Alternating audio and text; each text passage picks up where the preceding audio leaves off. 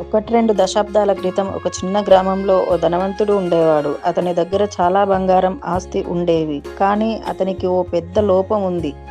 అతనికి ఎవరిని నమ్మే అలవాటు లేదు. అందుకే తన బంగారాన్ని ఎప్పుడూ తన మైదు వెనుకనున్న ఓ పెద్ద పెట్టెలో దాచుకుని ఉంచేవాడు. ఒకరోజు ఆ పెట్టెను ఎత్తుకెళ్లేందుకు ఒక దొంగ ప్రణాళిక వేశాడు. రాత్రి వచ్చిన దొంగ బలవంతంగా ఆ తలుపు తెరవబోయాడు. కానీ ఆ తలుపు చాలా బలంగా ఉండటంతో అతను తెరవలేకపోయాడు. తలుపు కొట్టిన శబ్దం విన్న ధనవంతుడు వెంటనే బయటకు వచ్చాడు. ఆ దొంగను చూసి ధనవంతుడు బిగ్గరగా అరిచాడు. ఎక్కడికి దొంగ? నా బంగారం తీసుకెళ్తావా? మిగతా వారిని పిలుస్తా అని ధనవంతుడు అన్నాడు. దొంగ తన బలంతో ఎత్తుకెళ్లడం అసాధ్యమని గ్రహించాడు. కానీ అతనికి తెలివి ఉంది.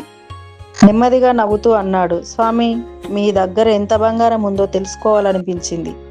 దానిని చూసి నేను కష్టపడాలి అని ప్రేరణ పొందాలనిపించింది. ఆ పెట్టెను తెరిచి చూపిస్తే నేనెక్కడి నుంచి వెళ్తా? ధనవంతుడు దొంగ మాటలు నమ్మి పెట్టె తలుపులు తెరిచాడు. బంగారం చూసి దొంగ ఒకటే నాటకం. ఆహా, ఎంత బంగారం!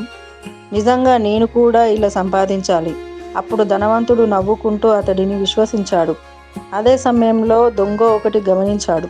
బంగారం తక్కువగా ఉండటానికి నాజూగ్రహం లేదు. అతడు సున్నితంగా అన్నాడు, స్వామి, మీకు అతి విశ్వాసం అవసరం లేదు. అలా చేస్తే మీరు నిజమైన నమ్మకాన్ని కోల్పోతారు. జాగ్రత్త పడండి. దొంగ బుద్ధితో ఆ ఇంట్లోకి ఇష్యూల ద్వారం వెళ్ళడం అంతట్లో చరిత్రలో తగ్గతాకం.